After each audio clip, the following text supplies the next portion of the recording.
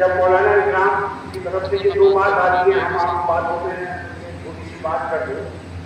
रहबरे मंदिर से कोई बड़ी भूल हुई है, वरना काम लेकर काफला भूल नहीं होता। इस तरीके की शायरी होती है, चाहे हमारे दीन के रहबर हो या दुनिया के रहबर हो, कभी भी उसी से होती है जो काम करता है। 1947 के बाद जो संविधान बना भारत का, मौलाना इकराम की रहबरी हुई, देश का बंटवारा हो गया। एक छोटी सी चूक की वजह से पंडित जवाहरलाल नेहरू की मौलाना इकराम के सामने शाम को बैठते हैं, मैं सुबह हाउस में घोषणा करूंगा और जो जाति पिछड़ी रह गई है उनको आरक्षण देने के लिए ये प्रोग्राम है मेरा। तो एक बात निकली वहां, क्योंकि बड़े बुजुर्ग बड़ी सोच के होते हैं, उन्होंने ये कह दिया कि इस्लाम में सब बराबर है, हमारे यहाँ कोई छोटा बड़ा नहीं रहता, हमें किसी आरक्षण की जरूरत नहीं होती। उसी दौर में महिलाओं को आरक्षण दिया और उसी तरीके से उनके पहले जाति में उसके महरूम नहीं। धारा 339 और 40 में बहुत चर्चा हुई, देश में बड़ी दिक्कत हुई, लेकिन मैं इन चीजों तक नहीं जा रहा। रही बात जो मेवाती कम्युनिटी, मेरे 34 साल पूरे हुए आज, यहाँ तक मैंने कोई जॉब नहीं किया, घर से कॉलेज छोड़ के, और एक जुनून चढ़ाई पागलपन ऐसा हुआ, क्या ही अच्छा हो। मेरी कौम भी हर जगह में देखूँ तो मेरी कौम सब जगह अगर नहीं मिले, चाहे वो दीन का रास्ता हो या दुनिया का हो, किसी तरीके के दर्द है।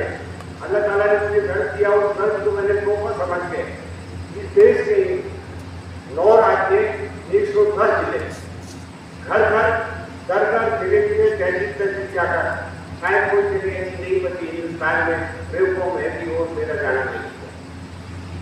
मेरे दोस्तों बुजुर्गों, आज मैं इतना खुश हूँ, जैसे कपूर मंत्री जी कह रहे हैं इस बात को, वक्त से पहले जो कौम देश का थे, अभी 2 महीने पहले से इस काम में लगे। 2 महीने पहले कहाँ से लगे जाने, गुलबा के कुछ मेंबर हैं बहराइच के 10,500 दे रहे, वो आने के बहुभाषा की टीम है, जमीन गुलमा के मेंबर। उन्होंने कहा है कि भाई इस तरीके के लिए प्रोग्राम आना है। जब मुझे ये प्रोग्राम की यहाँ चर्चा हुई, मैनेजर साहब ने फोन किया तो मैं इतना खुश हुआ। अब जिस कौम का एक ऐसा प्लेस फर्क हो, तीनों दुनिया इकट्ठे हो गया। वैसे तो मुसलमानों की तीनों दुनिया अलग होती नहीं है, ये लोगों ने गलत फेरी पाला, ये तीन अलग है, दुनिया अलग है। इतनी खुशी हुई जब मैनेजर साहब ने बताया इसको सिस्टम के तरीके से हम इस काम को लेना चाहते हैं। मेरे दोस्तों बुजुर्गों, मैं आपको वो चीज बता रहा हूँ।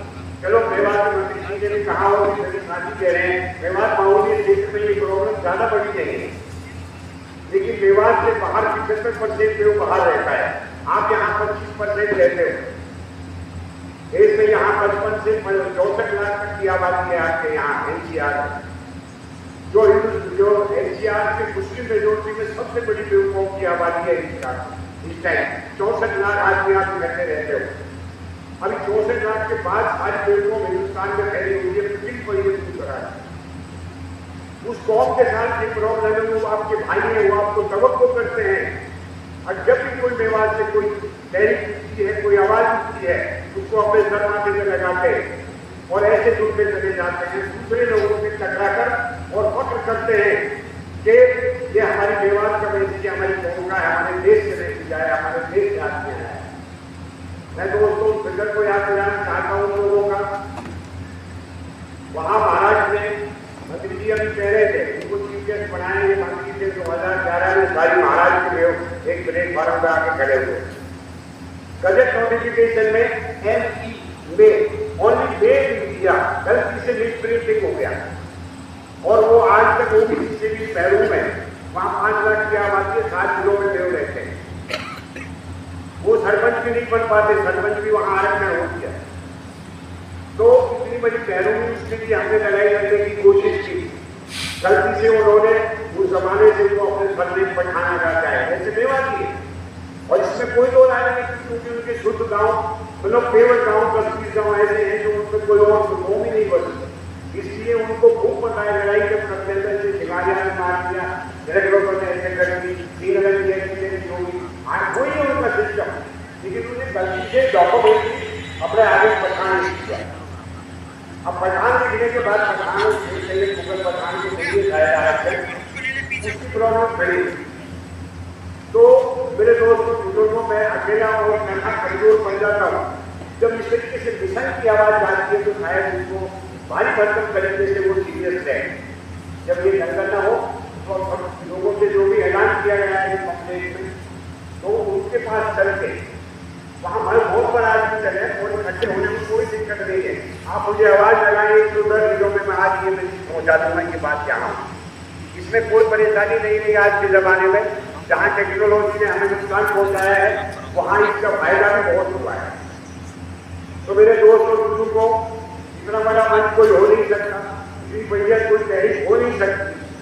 आज भी आपका 50 से 60 लाख कबीला ऐसा है जो आपके टूट के बिखर के अपने आप को सेनापतियों से तलाश कर रहा है। और वो असमंजस में एक आपको थोड़ी सी मैं बात बताना चाहता हूँ, सब लोग जानते होंगे, मेरे से भी ज़्यादा मौलाना लोग सफर करते हैं। आनंद के पास अल्लाह रखाओं के गांव है 40-42। अल्लाह रखा कोई जाति नहीं है भारत में। वो जब हमसे बिखरे हालात आए, क्योंकि मरकज से लड़ने वाली कौम बिखरती है।